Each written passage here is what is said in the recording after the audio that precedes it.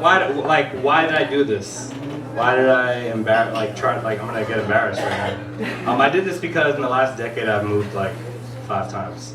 And it's made me kind of like who I am today. And it's very, it's very impactful as to like, whatever. I had to move a lot of times because like you get tired of neighborhoods in New York so fast. And yeah. Sorry.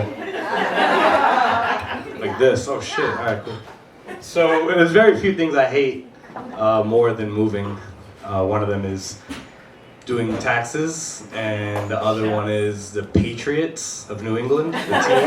Not the actual Patriots, thanks for them. The cheating ones, the inflating ones, or deflating ones, sorry. Deflating ones. But I think there are like a lot of good things about moving. I think that everywhere you go and everything that you experience shapes you. And I'm a big believer of energy. Got energy, got a lot of energy. It's a Drake song.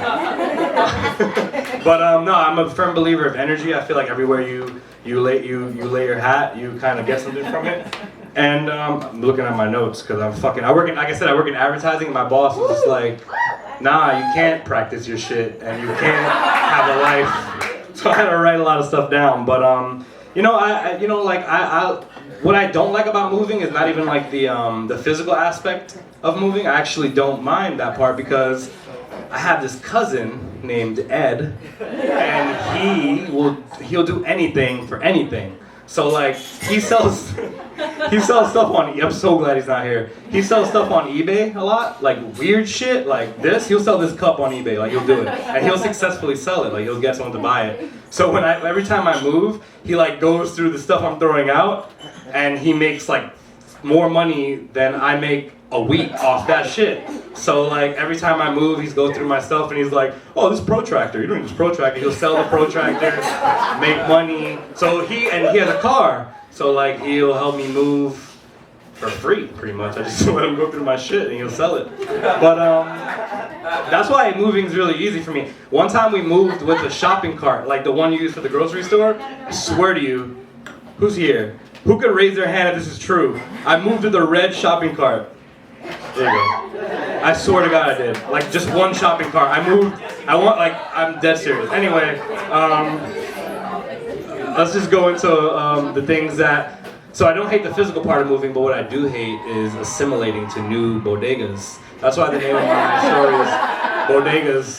So every address that I spit out, except for the current address, like you guys won't get that because that's weird, like you guys might come through. I have a railroad, so it's narrow, but every address we go through, I will tell you about the bodega. So, my first address. Well, yeah, my first address was 7802 Cypress Avenue. And the name of that apartment was Cheese Eggs because I quote one of my former roommates who's here today said, I want a bitch to cook me cheese eggs the first day we move in. So I was like, that's gonna definitely be the name of the apartment. That's a fucking really good name. So, yes. Yeah, so that was 7802 Cypress. It was Ridgewood, which is like Brooklyn, but you get Time Warner Cable. So, fuck Optimum so hard. No Vaseline. I went to 7802 Cypress. I moved in with 2 of my best friends. One of them is here today. The other one's a fucking dick for not being here today. And but anyway, Cheese Eggs. That was the name of the apartment. And the way we moved in was it was my first time ever moving out of my mom's, like moving away from parents. So it was a very fratty, kind of apartment. It was like a real like ramen kind of apartment. And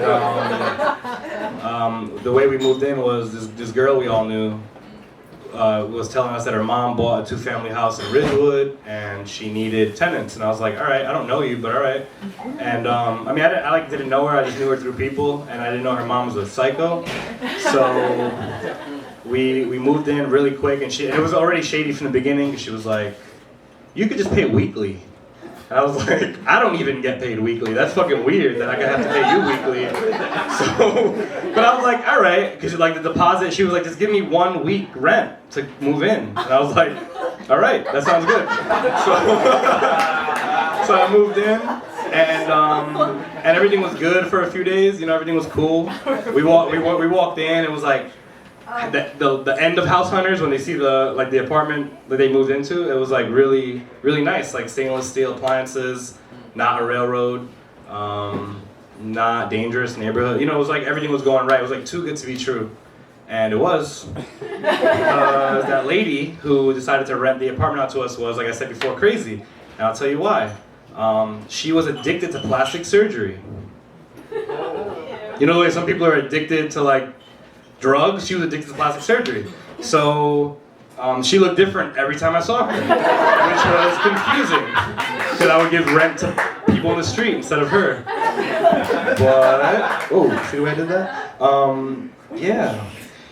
The bodega around 7802 Cypress was more of like a dine-in bodega. You could go in there and you could eat food like sitting down. And you could also place bets on games, on Mets games, Yankees games, any kind of game. You could place bets on lacrosse games. I don't even. No, it was really shady. And the girl who ran it was like 14. Like she ran the whole shit. Like, Nigel, am I lying? She was not. And you know, she hung out with older men, which I think is why she knew how to run a store.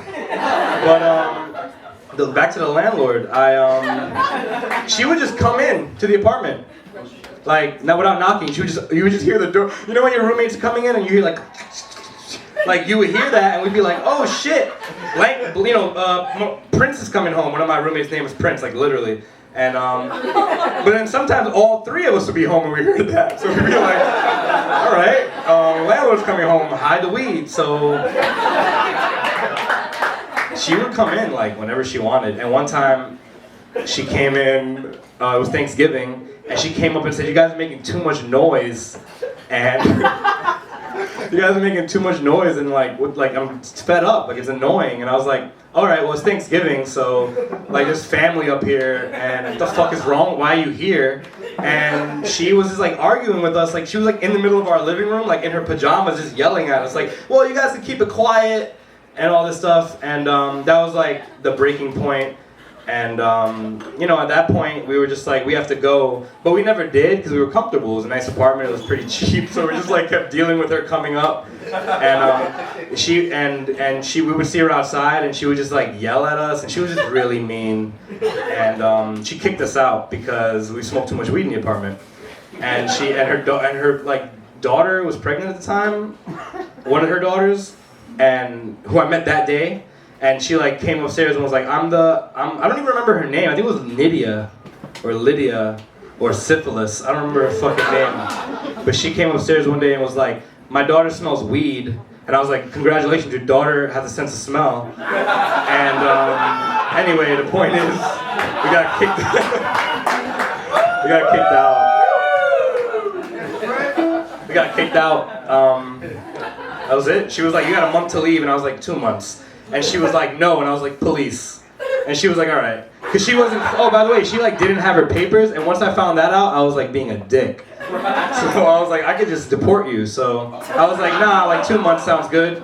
And she was like, okay. So fast forward, and by the way, this story doesn't have like a tricky, cool ending. I'm just going through, I'm like, this is like free therapy. I'm just gonna fucking use it. It's free therapy. I don't care. Because my copay's $50. It's a lot for a copay.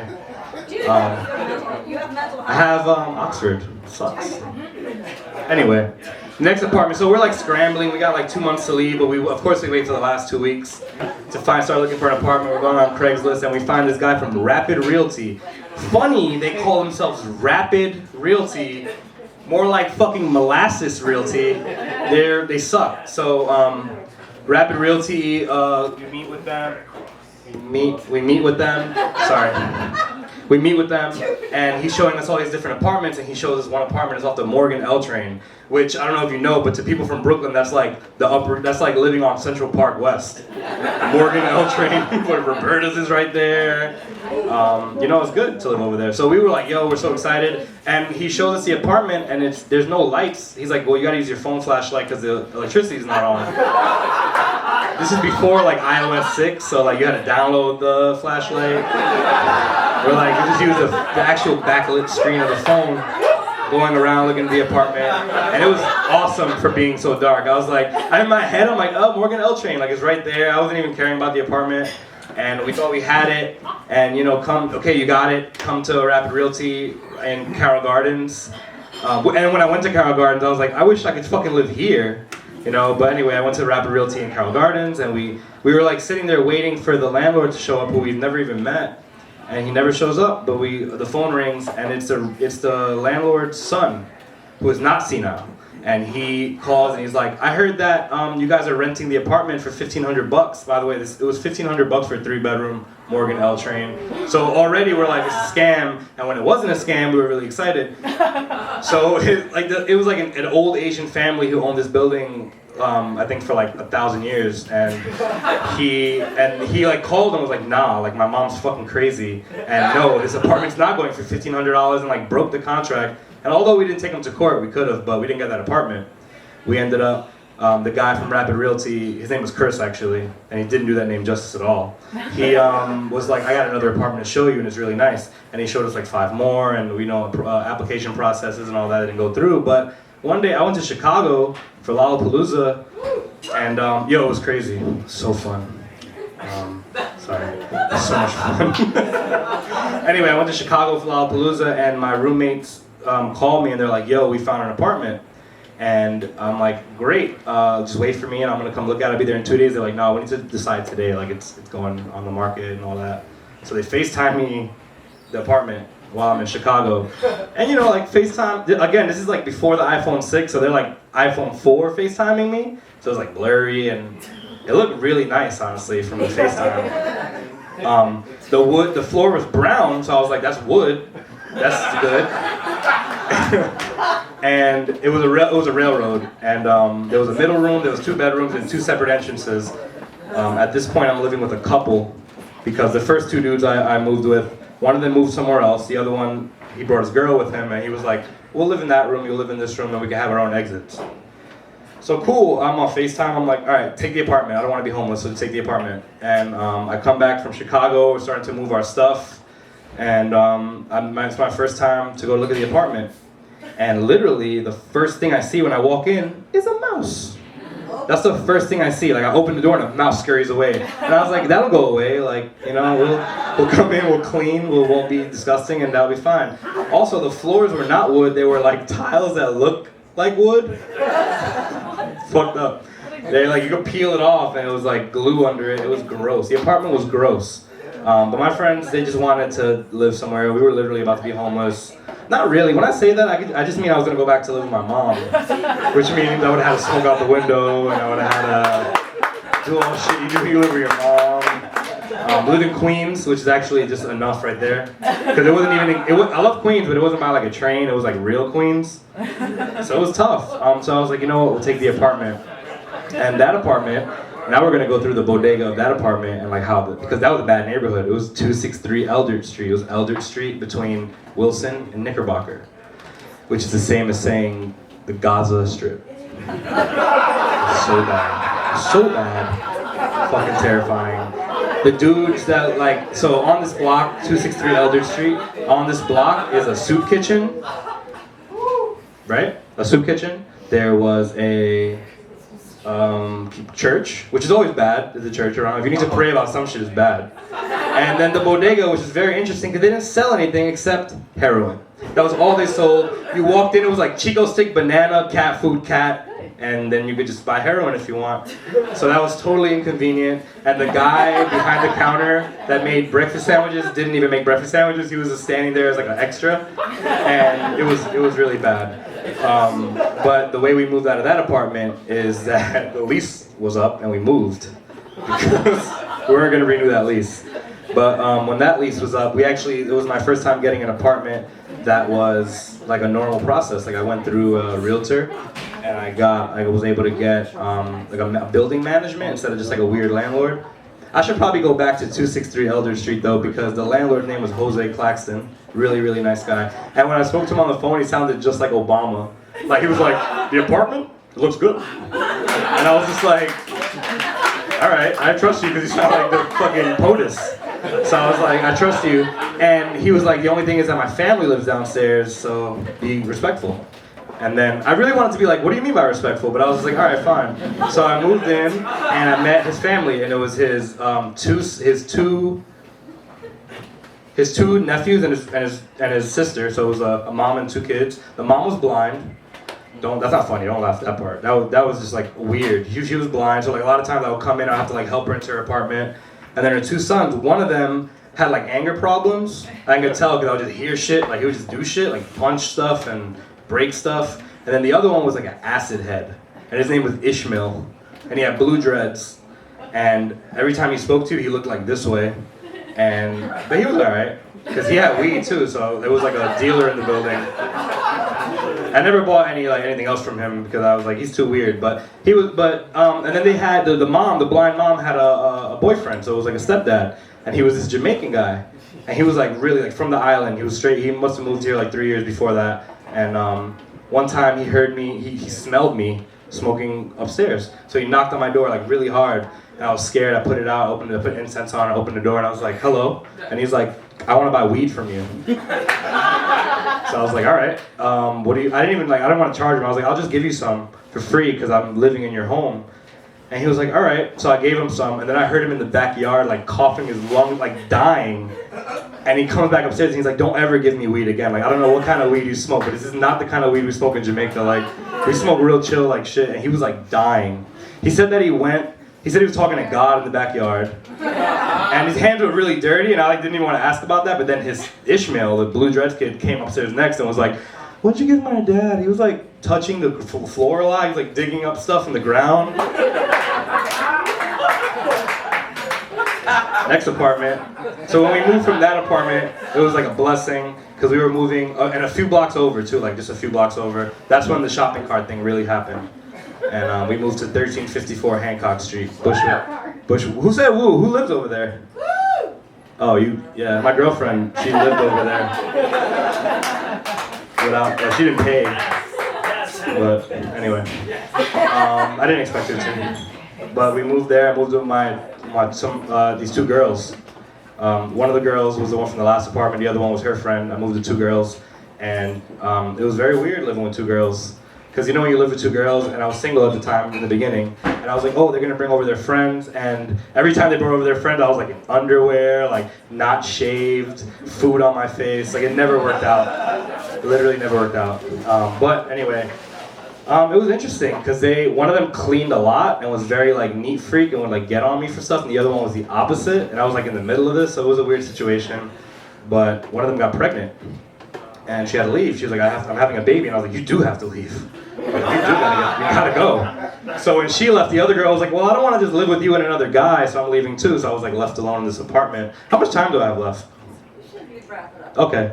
This is the last apartment, the second to last apartment. Anyway, so girl got pregnant, they left. So my 2 friends moved in, and that was real. That was a shit show. That was just like, that became like definitely 3 dudes lived there. You know what I mean? Like, it was gross.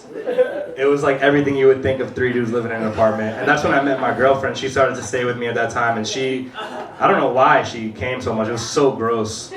But fast forward, because my time was running out. I could stay here for hours, honestly, because I've moved a lot. The apartment I live in now, I'm not gonna take the address. I said it myself. I wouldn't. It's in Clinton Hill, which is like saying East Williamsburg of Fort Greene. It's not like a real neighborhood. That shit is just Bed-Stuy. And it's I live there now with my girlfriend, and she has OCD. She cleans a lot, and I thought it was gonna be horrible. It's the best thing in the world. It's great. She's smoke friendly. My landlord doesn't live on premises at all. She's Greek, and she lives she's really nice. She lives in Bay Ridge in Brooklyn, and I live right by Dough, the donut place, which is why I'm overweight. That's why. It's one of the reasons. And then also I live by the projects, but that's offset because it's across the street from the precinct. So I'm allowed to act hard at I could like walk by the project and be like, the fuck are you looking at? Because the precinct is right there. So I do, and I often like I'll walk and I'll just like look at people and be like, what? All the time. And the moral of the story is that just like, I don't even want to live in New York anymore. I'm just like tired of this shit. I was looking on Craigslist the other day and I saw this ad for an apartment in Beverly Hills and it said, no deposit required. Like, they trust people that much over there in California. They don't? Wrong. Well, Craigslist, on Craigslist it said no deposit required. It said no deposit required, moving immediately and all that. That means they're gonna kill you. And lately I want to leave. They're gonna use you. They'll wear your I shouldn't. they'll wear your face as a mask. There you go. Oh, There you go. God. We're only looking Oh. to make a dress out of it. Yeah. What? We're only looking for 17-year-olds. They're only looking for 17-year-old women. Yeah. I was about to say something really bad, after, like, but I'm not gonna say it. Anyway, I'm done. I don't really have,